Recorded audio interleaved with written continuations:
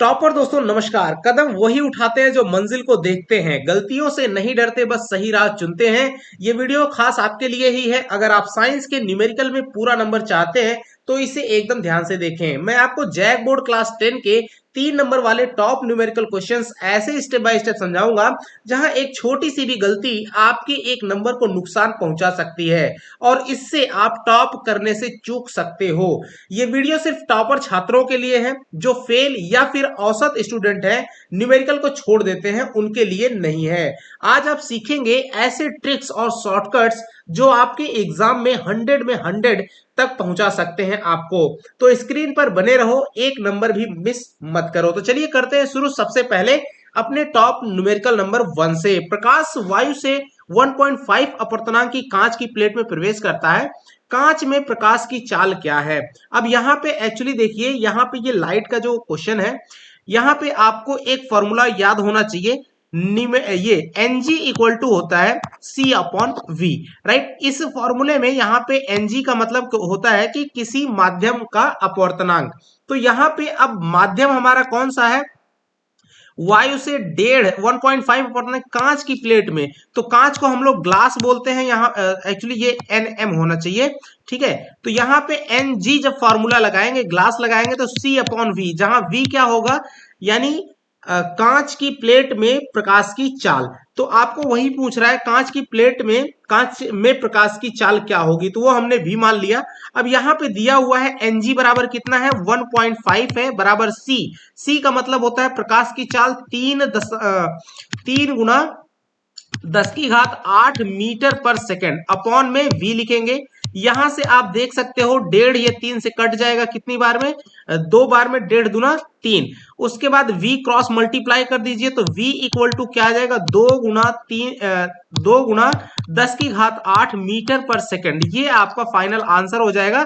यानी जो कांच में प्रकाश की चाल होगी वो 2 गुना 10 की घात 8 मीटर पर सेकेंड की स्पीड से होगी।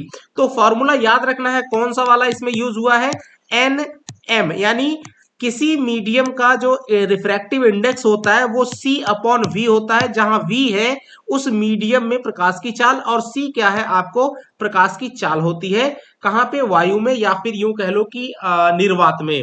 चलिए अब बढ़ते हैं। फिलहाल ये क्वेश्चन आपको आएगा तो 2 नंबर में आता है। अब बात करते हैं बाकी सारे क्वेश्चन 3 नंबर। तो उसके पहले आपको थोड़े से ये कॉन्सेप्ट को समझना है, पहले इसे समझ लीजिए, उसके बाद आपकी जो कॉमन मिस्टेक्स है मैं वो बताने वाला हूं।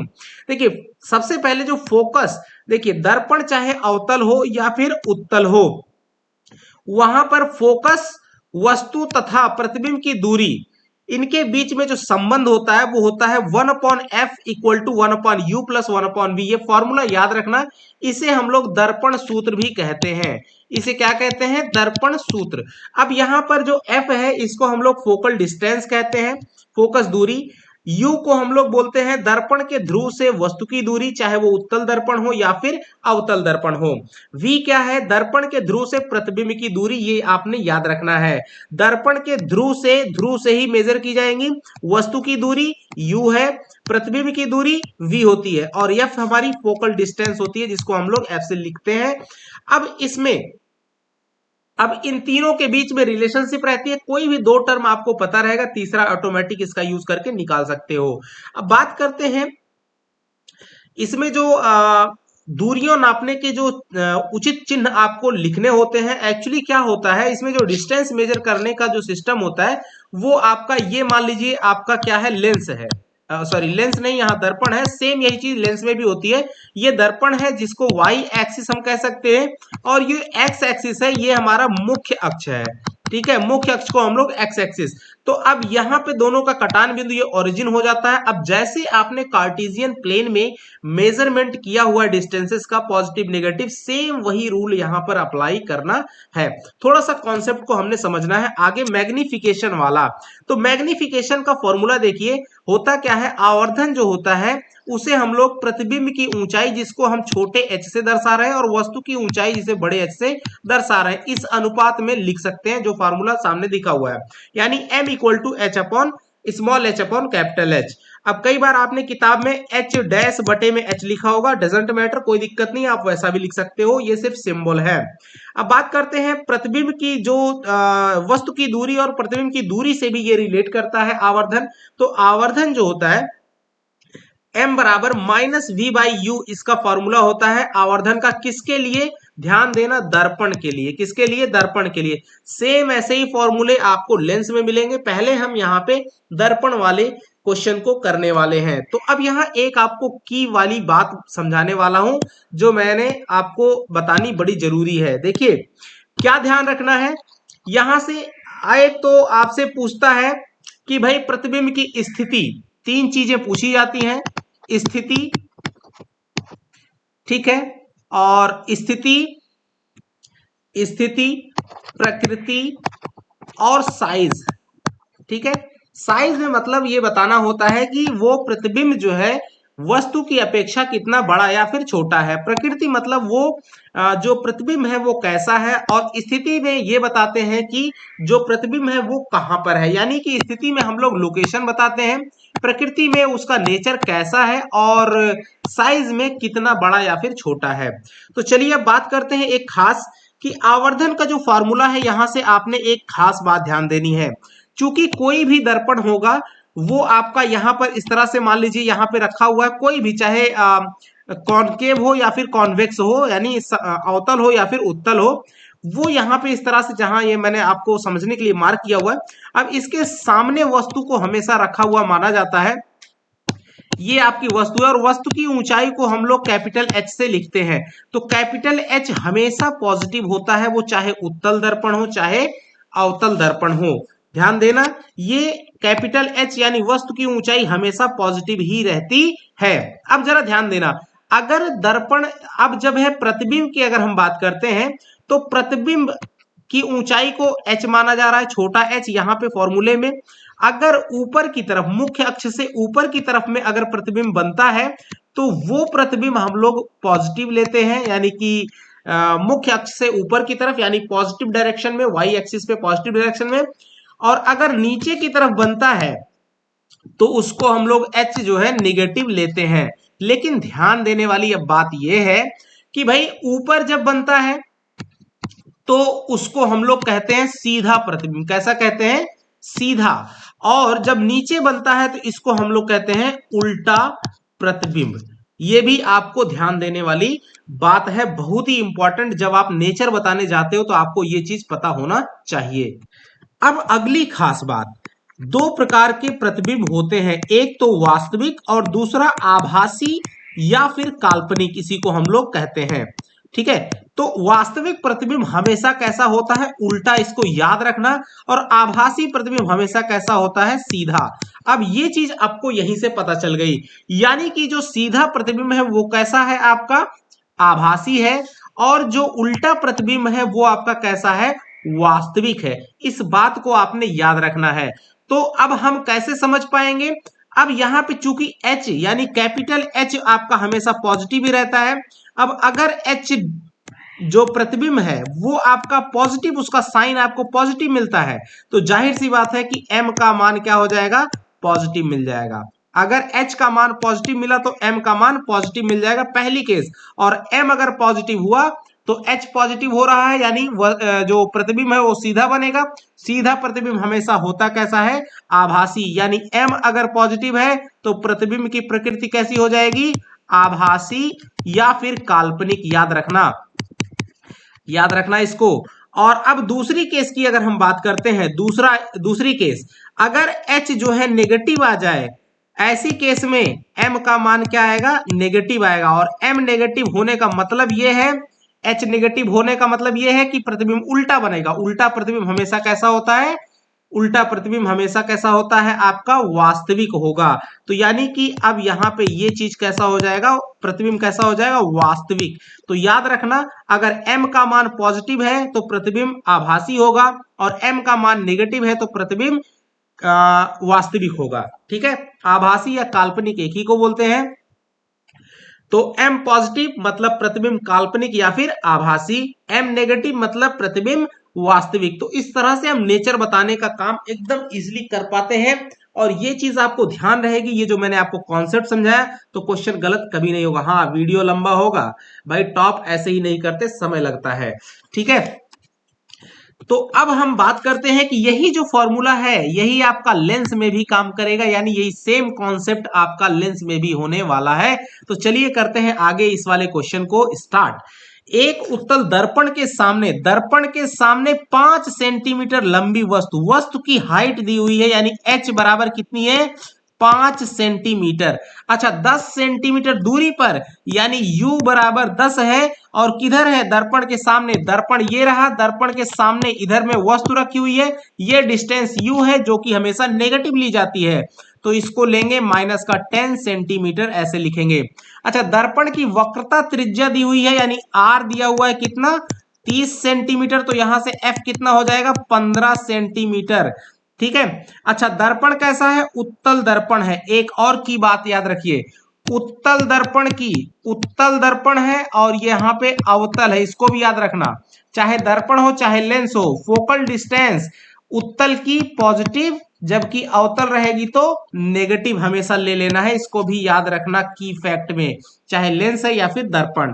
अच्छा, यहाँ पे अब u और f पता चल गया। अब हमको स्थिति चाहिए, स्थिति के लिए हमको v निकालना पड़ता है। तो v निकालने के लिए 1/f equal to 1/u plus 1/v formula apply कर देना है। तो 1/15 इक्वल टू 1/ माइनस का 10 प्लस का 1/v। अब यहां से हम कर देंगे 1/v इक्वल टू 1/15 और प्लस का 1/10।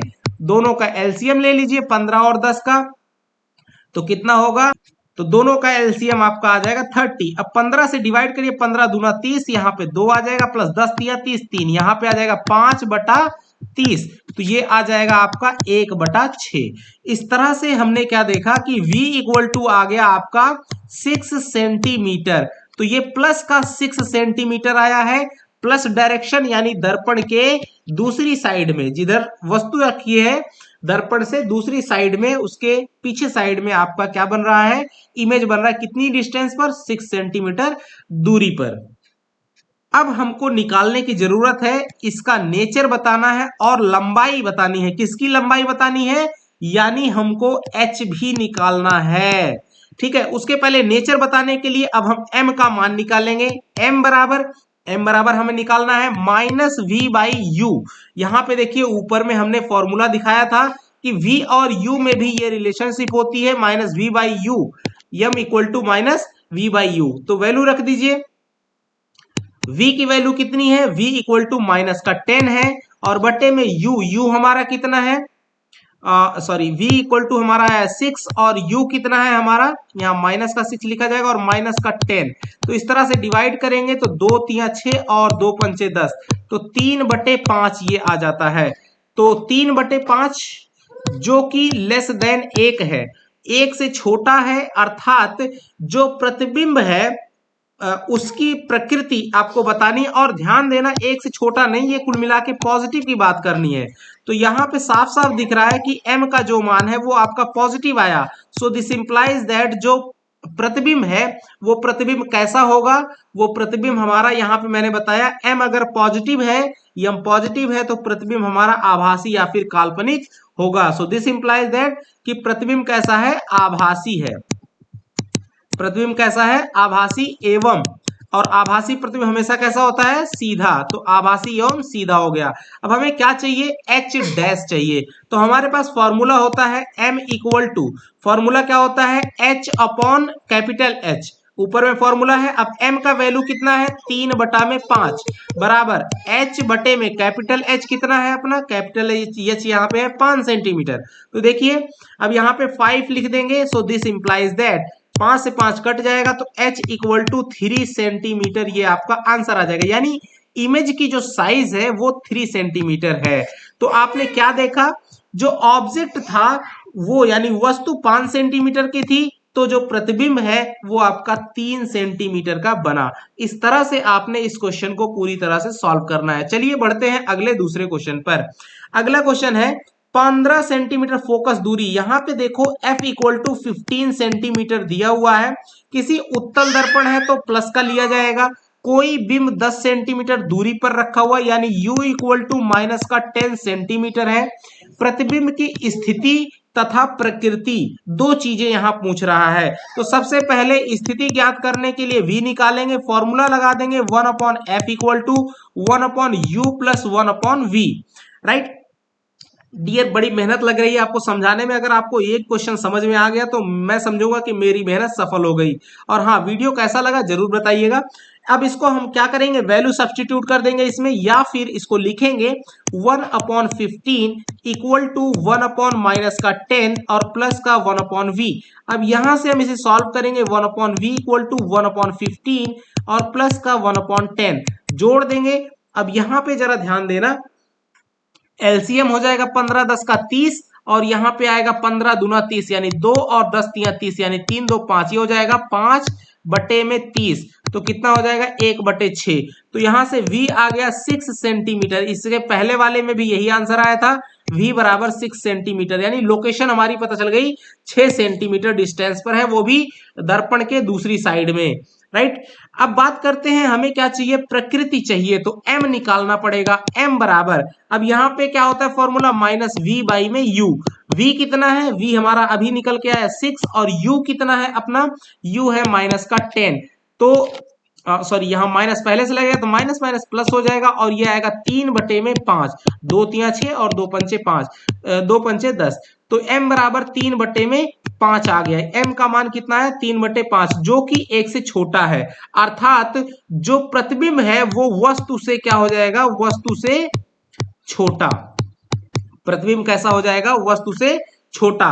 और साथ ही साथ में m का मान जो है वो पॉजिटिव आ रहा है, तथा प्रतिबिंब कैसा होगा, वस्तु से छोटा, आभासी एवं वस्तु से छोटा, और m पॉजिटिव है तो आभासी एवं सीधा, आभासी एवं सीधा। ये सेम क्वेश्चन अभी पीछे वाला ही है। अच्छा, इसमें अगर h निकालते तो सेम क्वेश्चन पीछे वाला बन जाता। अब अगला क्वेश्चन के हम बात करते हैं। नेक्स्ट क्वेश्चन है, 4 सेंटीमीटर का कोई बिंब, बिंब का मतलब वस्तु होता है, याद रखना, बिंब का मतलब होता है वस्तु। तो 4 सेंटीमीटर, वस्तु की साइज है 4 सेंटीमीटर। अब 15 सेंटीमीटर फोकस दूरी के अवतल दर्पण के, अब दर्पण बदल गया है तो फोकल डिस्टेंस हमारी निगेटिव का लिया जाएगा 15 सेंटीमीटर। दर्पण से 25 सेंटीमीटर दूरी पर रखा हुआ है यानी u इक्वल टू माइनस का 25 सेंटीमीटर। दर्पण से कितनी दूरी पर किसी पर्दे को रखा जाए कि स्पष्ट प्रतिबिंब प्राप्त हो जाए, राइट। यानी वो u आपको v निकालनी है कि कितना डिस्टेंस एक्चुअल हो कि इमेज आपका क्लियर बने। तो अब हमें क्या करना है, 1/f equal to 1/u plus 1/v से इस फॉर्मूले को अप्लाई कर दीजिए। सो 1/माइनस का 15 इक्वल टू 1/माइनस 25 प्लस 1/v। अब इसको आपने क्या करना है, दिस इंप्लाइज दैट 1/v वैसे लिखिए तो 1/25 माइनस 1/15। अब इसमें से कर सकते हैं क्या, दिस इंप्लाइज दैट 1/5 कॉमन ले लीजिए, 1/5 कॉमन तो 1/5 और माइनस 1/3 यहाँ पे मिल जाएगा। थोड़ा और इसको सिंप्लीफाई करिए, या फिर 1/v इक्वल टू 1/5 बाहर में रखा हमने तो ये बन जाएगा 3 माइनस 5 और बटे में 3 पचे 15। अब सॉल्व कर दीजिए, 1/5 और इनटू में क्या बन जाएगा, माइनस का 2 और बटे में 15, 15 पचे 75 यानी कि माइनस 2/75। तो यहां से आपको क्या मिल जाता है, v इक्वल टू 75 माइनस का 75 बटे में 2, माइनस 75 बटे 2 का मतलब क्या हो गया, ये हो जाएगा 2 से 2 तिया 6 माइनस का, और 2 तिया 6 और 2 सते 14.5 यानी 37.5 सेंटीमीटर की दूरी पर जो ऑब्जेक्ट है यानी पर्दे को जो है रखना पड़ेगा। जो इमेज है वो आपकी 37 साढ़े 37 सेंटीमीटर डिस्टेंस पर आपकी बनेगी। अच्छा, अब बात करते हैं, अच्छा बस इसमें इतना ही पूछ रहा था, तो ये आपका आंसर बन जाएगा। इस तरह से आपको क्वेश्चन के सॉल्यूशन करना है। अच्छा हाँ, अगर कहीं कोई गलती होती है तो कमेंट में आप निसंकोच होकर के कह सकते हैं, कोई दिक्कत नहीं है। हाँ, गलती हो सकती है कैलकुलेशन में अगर कहीं पे, तो आप देख सकते हैं, ठीक ना। अब बढ़ते हैं अगले क्वेश्चन की तरफ। यहाँ पे देखिए ये वाला क्वेश्चन है। क्वेश्चन नंबर नेक्स्ट है, 5 सेंटीमीटर लंबाई का कोई बिंब 30 सेंटीमीटर वक्रता त्रिज्या के किसी उत्तल दर्पण के सामने 20 सेंटीमीटर दूरी पर रखा हुआ है। तो ध्यान देना, 5 सेंटीमीटर लंबाई का, इसको यहां पे अगर हम सॉल्व करें, कोई बिंब यानी h बराबर कितना है आपको 5 सेंटीमीटर दिया हुआ है, और वक्रता त्रिज्या r बराबर है 30 सेंटीमीटर, तो f कितना हो जाएगा 15 सेंटीमीटर। अच्छा, उत्तल दर्पण है इसलिए f हमारा पॉजिटिव रहेगा। 20 सेंटीमीटर दूरी पर यानी u इक्वल टू माइनस का 20 सेंटीमीटर है। तो प्रतिबिंब की स्थिति, प्रकृति और साइज बताना है। तो भाई स्थिति बताने के लिए सबसे पहले 1 upon F equal to 1 upon U plus 1 upon V apply कर दीजिए। यहां से 1 अपॉन एफ कितना है 15, तो 1/15 बराबर में क्या लिखेंगे 1 बटा माइनस का 20 प्लस 1 बटा वी। अब यहां से लिखेंगे 1 बटा V equal to 1/15 plus 1/20। LCM ले लेंगे यहां से 15 में या 5 कॉमन ले लीजिए, तो इसको थोड़ा सिंपली कर लेंगे, 1/5 3 15 प्लस 1/4, तो ये क्या बन जाएगा 1/5 और इंटू में 4 3 7 बटे में 4 3 12 यानी 12 पंचे 60, तो क्या बन जाएगा 1/v इक्वल टू 7 बटे में 60। तो यहां से हमें मिल गया v इक्वल टू 60/7 सेंटीमीटर। ये हमारा आंसर बन जाएगा। यानी डिस्टेंस को लगभग अप्रोक्सीमेट करके लिखिएगा, तो 7 से इसको डिवाइड करिए, 7 6 7 7 49, 7 8 56, 7 9 63, 7 8 56, ठीक है 8 तो 8.5 7 5 35 लगभग इतना सेंटीमीटर, लेकिन एग्जैक्ट लिखना है तो 60/7 सेंटीमीटर आप रख सकते हैं। अब बात करते हैं, यानी कि स्थिति तो आ गई, यानी कि इतना डिस्टेंस पर आपका बनेगा, पॉजिटिव है, इसका मतलब है कि दर्पण के दूसरी साइड। अच्छा, प्रकृति की बात कर रहा है तो m निकालना पड़ेगा। m निकालने के लिए -v/u निकाल दीजिए। तो v कितना है माइनस का 60/7 और u कितना है हमारा, u था माइनस का 20, माइनस से माइनस ये प्लस, और ये 20 से 3 बार में कट गया, तो 3 बटे में 7 आ गया। ठीक है, 3 बटे में 7, तो m का मान हमारा पॉजिटिव आ गया। m पॉजिटिव है, इसका मतलब जो प्रतिबिंब है वो हमारा आभासी हो जाएगा, आभासी सीधा, आभासी एवं सीधा, तथा ये जो है 1 से छोटा है, अर्थात वस्तु से छोटा भी बनेगा। साइज भी आप यहां से बता सकते हैं। ठीक है, तो यहां लिखेंगे साइज में क्या हो जाएगा, वस्तु से छोटा, आभासी एवं सीधा, ये आपने आंसर में लिख देना है। तो आई होप कि चीजें समझ में आ रही होंगी। अब बात करते हैं लेंस की। लेंस के द्वारा प्रतिबिंब का आवर्धन और मैग्निफिकेशन, साथ ही साथ में इसका जो फॉर्मूला है देखिए, लेंस अवतल या फिर उत्तल जो है उसके लिए ये फॉर्मूला होता है, लेंस सूत्र इसको बोलते हैं, इसको कहते हैं हम लोग लेंस सूत्र। 1/f equal to 1/v minus 1/u, और आवर्धन का फॉर्मूला जो आपने पढ़ा था वही वाला होता है। अच्छा, आवर्धन u और v से भी रिलेट करता है, तो यहां पर साइन बदल जाता है, यानी माइनस चिन्ह जो है यूज नहीं होगा, सिर्फ m इक्वल टू v/u। अच्छा, h वाला तो सेम टू सेम वैसे ही रहता है दोनों में, और नेचर बताने के लिए जो सेम कॉन्सेप्ट आपको बताया गया वैसे ही। तो चलिए करते हैं इसके क्वेश्चन को हम लोग शुरू। अब यहां पर 5 सेंटीमीटर लंबा कोई बिंब, यानी कि h इक्वल टू कितना, कैपिटल H दिया हुआ है कितना आपको 5 सेंटीमीटर। बिंब का मतलब वस्तु होता है। 10 सेंटीमीटर फोकल डिस्टेंस आपकी कितनी है 10 सेंटीमीटर। किसी अभिसारी, यानी अभिसारी लेंस को ध्यान देना, ऑब्जेक्टिव में पूछा जाता है। अभिसारी मतलब उत्तल लेंस की बात कर रहा है, तो प्लस इसकी पॉजिटिव आपकी फोकल डिस्टेंस मानी जाएगी। अब कह रहा है लेंस से 25 सेंटीमीटर की दूरी, यानी u आपको माइनस का 25 सेंटीमीटर है। ठीक है, प्रतिबिंब की स्थिति, साइज यानी m, और प्रकृति आपने बतानी है। तो फॉर्मूला लगाएंगे 1/f equal to 1/v minus 1/u। यहां पर देखिए फॉर्मूला हमारा ये था 1/v माइनस 1/u, इसको याद रखना है। कई बार हम गलती कर जाते हैं यहीं पर। अब बात करते हैं, इसमें वैल्यू रखिए, तो 1/10 equal to 1/v minus 1 minus करेंगे तो ये हो जाएगा प्लस का 25। अब यहां से 1/v equal to 1/10 minus 1/25, LCM ले लेंगे एक बार, 1/5 पहले कॉमन ले लीजिए, तो 1/2 माइनस का 1/5।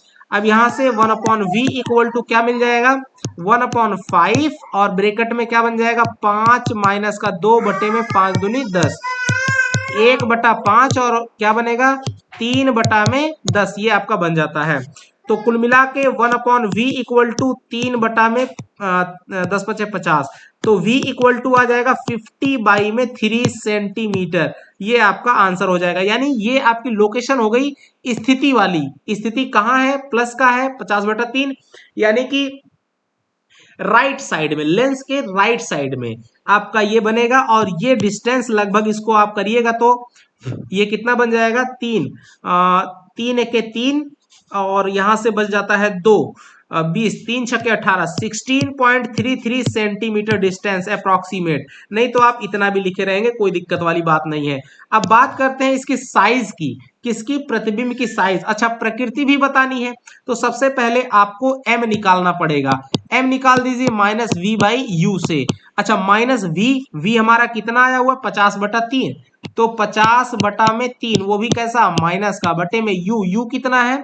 u है -25, तो ये माइनस माइनस प्लस 25 से ये 2 बार में कट जाएगा तो कितना आएगा? 2/3। तो m का मान कितना आ गया? 2/3, जो कि पॉजिटिव है। ध्यान देना, जो कि पॉजिटिव है और 1 से छोटा भी है, m<1 एंड m > 0। तो जाहिर सी बात है m अगर पॉजिटिव है, यहां से साफ दिख रहा है कि m आपका पॉजिटिव है, इसका मतलब क्या हुआ कि जो प्रतिबिंब है वो कैसा है? आभासी एवं सीधा। कैसा है? आभासी एवं सीधा। ठीक है, आभासी एवं सीधा। अच्छा, साइज बताने के लिए कह रहा है, तो चूंकि m का मान 1 से छोटा है, अर्थात जो प्रतिबिंब का साइज है वो वस्तु से छोटा होगा। साइज कैसा होगा? वस्तु से छोटा। ठीक है, अब आपको पता ही होना चाहिए कि भाई लेंस उत्तल है तो उसका इमेज जो है हमेशा वस्तु से छोटा ही बनेगा। तो इस तरह से हमने इस क्वेश्चन को बना लिया। बात करते हैं अगला क्वेश्चन, एक और देखते हैं। एक लेंस 20 सेंटीमीटर दूर रखी वस्तु के प्रतिबिंब का आवर्धन 0.5 है, यानी m = 0.5 दिया हुआ है, और 20 सेंटीमीटर दूर रखी वस्तु है, u = -20 सेंटीमीटर है। अच्छा, लेंस की फोकस दूरी यानी f निकालना है एवं प्रकृति ज्ञात कीजिए, अर्थात v निकालना है। ठीक है, तो अब हम क्या निकालेंगे? m = यहां से फॉर्मूला जो होता है हम लोगों का, यहां देखिए, सॉरी एक चीज यहां गलती हो गई डियर, यहाँ पे m = माइनस नहीं होता है इसमें। ठीक है, यहाँ पे ये माइनस के साथ में आएगा, ये माइनस के साथ में आएगा, ये इसका नेचर उल्टा हो गया। देखिए ये गलती हो गई है, इसको सही कर लेना। m यहाँ से नेगेटिव आएगा, देखो कैलकुलेशन गलती हो गई है, तो यहाँ से क्या हो जाएगा? वास्तविक एवं उल्टा हो जाएगा, वास्तविक एवं उल्टा, इसका नेचर बदल जाएगा। ठीक ना, यहाँ पे देखो हमसे कैलकुलेशन में फॉर्मूला गलती यहाँ पे रखा गया। ठीक है, तो अब इसको हम लोग क्या निकालेंगे? m = v/u। तो m का मान कितना है? 0.5 = v कितना है? v है हमको निकालना, v बटे में -20। अब जैसे ही या फिर यहां से v = करेंगे 0.5 इंटू में -20, तो v का मान कितना आ जाएगा? 20 का आधा, यानी कि -10 सेंटीमीटर। तो v आ गया -10, यानी कि दर्पण के राइट साइड में आपने क्या बननी है? 10 सेंटीमीटर डिस्टेंस पर आपका इमेज फॉर्मेशन होगा। अच्छा, चूंकि ये नेगेटिव है, अब यहाँ पे बात कर रहा है फोकल डिस्टेंस निकालने के लिए, तो 1/f = 1/v - 1/u वाला फॉर्मूला अप्लाई कर दीजिए। तो यहाँ पे आपको f निकालने के लिए तो क्या मिल जाएगा? 1/ माइनस का 10 है और माइनस का v करेंगे तो 1/, ये हो जाएगा 1/ प्लस का 20 बराबर 1/10 कॉमन ले लीजिए, तो -1 प्लस का 1/2 बचेगा, बराबर 1/10 और -1 में +1/2 जोड़ेंगे तो क्या हो जाएगा? इंटू में 0.5, वो भी माइनस का। ठीक है, तो माइनस का इतना बनेगा, तो ये आप डिवाइड करिएगा तो कितना बन जाएगा? या ऐसे सीधा सीधा लिखो ना, बराबर 1/10 और गुना में -2 + 1/2 बराबर आ जाएगा -1/10 और गुना में 1/2, कुल मिला के -1/20 आ गया, तो 1/f। तो f = कितना आ गया? -20 सेंटीमीटर। ध्यान देना, फोकल डिस्टेंस आ गई -20 सेंटीमीटर। अच्छा, अब चूंकि लेंस की प्रकृति पूछ रहा है, लेंस की फोकस दूरी एवं प्रकृति, तो लेंस की प्रकृति कैसी होगी? फोकल डिस्टेंस नेगेटिव है, और नेगेटिव फोकल डिस्टेंस किसकी होती है? अर्थात वो लेंस कैसा होगा? आपका अवतल लेंस होगा। कैसा होगा? अवतल लेंस होगा। ठीक है, अवतल लेंस। ये चीज हमने आपको इस तरह से करना है। चलिए अब एक और क्वेश्चन है, इसको आपको खुद से बना लेना है, ठीक ना। इसी तरह से आपको इसको बनाना है। और एक और यहाँ पे अगेन क्वेश्चन है, इनको बना लीजिएगा। अब हम एक सुपर क्वेश्चन जो कि आपका इलेक्ट्रिसिटी से आता है, ये काफी इंपॉर्टेंट है। ये जो फिगर दिया हुआ है, इस फिगर में आपको परिपथ का संपूर्ण प्रतिरोध, परिपथ में प्रवाहित धारा और प्रत्येक प्रतिरोध का विभवांतर, यहाँ पे विभवांतर V1, ये विभवांतर V2, ये विभवांतर V3 है। इसमें धारा आपकी I बह रही है, I करंट जा रहा है यहाँ से, और इधर भी I आपको लौट करके आ रहा है। ये आपका वोल्टेज दिया हुआ है, आपको 3 वोल्ट विभवांतर दिया हुआ है। ठीक है, अब हमको निकालना है सबसे पहले परिपथ का संपूर्ण प्रतिरोध। तो आप देखिए ये जो R1 रेजिस्टेंस है, R2 रेजिस्टेंस है और R3, ये तीनों सीरीज में जुड़े हुए हैं। तो R इक्वल टू क्या बन जाएगा? R1 plus R2 plus R3। सीधे सीधे जोड़ दीजिए तो 2 3 5 और 4, ये टोटल हो जाएगा 9 ओम। ये ऑप्शन नंबर ए का आंसर हो जाएगा। अब परिपथ में प्रवाहित धारा की बात कर रहा है, तो option B V equal to I R से, यहां से आपको I equal to V upon R लगा देना है। V कितना है? 3, और ये देखिए 3 वोल्ट है, और R कितना निकल के आया? 9। तो ये आपका आ जाएगा 1/3 एम्पियर, यानी कि 0.33 एम्पियर। ये आपका आंसर बन जाएगा करंट का। अच्छा, अब बात करते हैं कि प्रत्येक प्रतिरोध का विभवांतर। तो सी ऑप्शन में V equal to V1 equal to I R1। ठीक है, तो I कितना है? 1/3, और R1 हमारा कितना है? यहाँ पे देखिए 2, तो ये हो जाएगा 2/3 वोल्ट। इसी तरह से V2 बराबर IR2, तो कितना हो जाएगा? 1/3, और गुना में क्या लिख देंगे यहाँ पे? 3, तो बराबर हो जाएगा 3/3 वोल्ट। और V3 निकाल देंगे तो I इंटू R3 बराबर हो जाएगा 1/3, और गुना में ये हमारा जो है 4 ओम है, तो 4 लिख देंगे तो कितना आ जाएगा? 4/3 वोल्ट। तो इस तरह से हमने V1, V2 और V3 भी निकाल दिया। तो ऐसे आपको करना है। अब बात करते हैं एक अगला, या फिर इन दोनों में से कोई एक आपको देखने को मिलेगा। हाँ, 2 न्यूमेरिकल देखने को मिलेंगे। मैंने 3 ही कहा, मैं कह रहा हूं कि यहां से ये तो फिक्स ही है। ठीक है, और ये दोनों यानी 6 नंबर देखने को मिल सकता है। ये क्वेश्चन देखिए काफी इंपॉर्टेंट है। इसमें आपको ये R1 दिया हुआ है, ये R2 है, और ये वाला R3 है, और ये आपके समांतर क्रम में जोड़े गए हैं, समांतर क्रम में। ठीक है, इनमें प्रत्येक प्रतिरोध में प्रवाहित धारा का मान, यानी इसमें जो करंट बह रहा है, ये वाला करंट आपको जा रहा है I, यहां से करंट I, इसके लिए 3 रास्ते मिलते हैं, I1, I2 और ये I3। तो वही पूछ रहा है कि अलग अलग करंट के लिए उनका मान कितना होगा। तो ये चूंकि ये तीनों प्रतिरोध एक ही 2 बिंदुओं के बीच में सेम बिंदु के अंदर है, तो इनका जो पोटेंशियल डिफरेंस है वो सेम रहने वाला है, जो कि ये दिया हुआ है 12 वोल्ट का। तो अब हम पहले ए वाले को निकालेंगे, प्रत्येक प्रतिरोध में प्रवाहित धारा का मान। सो I1 इक्वल टू क्या फार्मूला बन जाएगा? V upon R1। ठीक है, तो यहां से V कितना है हमारा? 12 वोल्ट है, और बटे में R1 कितना है? 5। तो इसको भाग लगा दीजिए, 5 दूनी 10, यानी कि 2.4 एम्पियर। इसी तरीके से I2, ये ए वाला हम लोग कर रहे हैं, I2 निकालेंगे V अपॉन R2। तो V कितना है? 12 बटे में R2 10 है, यानी कि 1.2 एम्पियर ये हो जाएगा। I3 निकालिए तो V अपॉन R3, राइट। तो V कितना है हमारा? 12 वोल्ट है, और बटे में 30 हो जाएगा। तो यहां से इसको निकाल लीजिए, 3 चौके 12 और 3 दहा में 30, यानी कि 0.4 एम्पियर। अच्छा, अब बी वाले ऑप्शन में कह रहा है कि परिपथ में प्रवाहित कुल धारा, यानी I का मान, I बराबर I1 प्लस I2 प्लस का I3 होता है। तो टोटल का जोड़ दीजिए, 2 1 3, और इन सबको जोड़िएगा तो 2.4 प्लस 1.2 प्लस 0.4, ये आ जाएगा आपका 4 एम्पियर। ठीक है, तो ये कितना आ गया? 4 एम्पियर, ये आपका टोटल करंट। अब परिपथ में प्रवाहित कुल प्रभावी प्रतिरोध, तो V equal to I into R से R equal to V upon I बन जाएगा। V कितना है आपका? 12 वोल्ट, और I कितना है आपका? 4 एम्पियर। तो भाग लगा दीजिए, 3 ओम आपका टोटल रेजिस्टेंस आ जाएगा।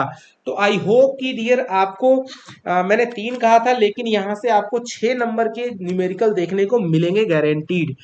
तो वीडियो कैसा लगा जरूर बताइएगा। आई होप कि आपको ये वीडियो मददगार साबित होगा। मिलेंगे ऐसे ही रोमांचक अगले वीडियोस के साथ में, तब तक के नमस्कार, जय हिंद दोस्तों।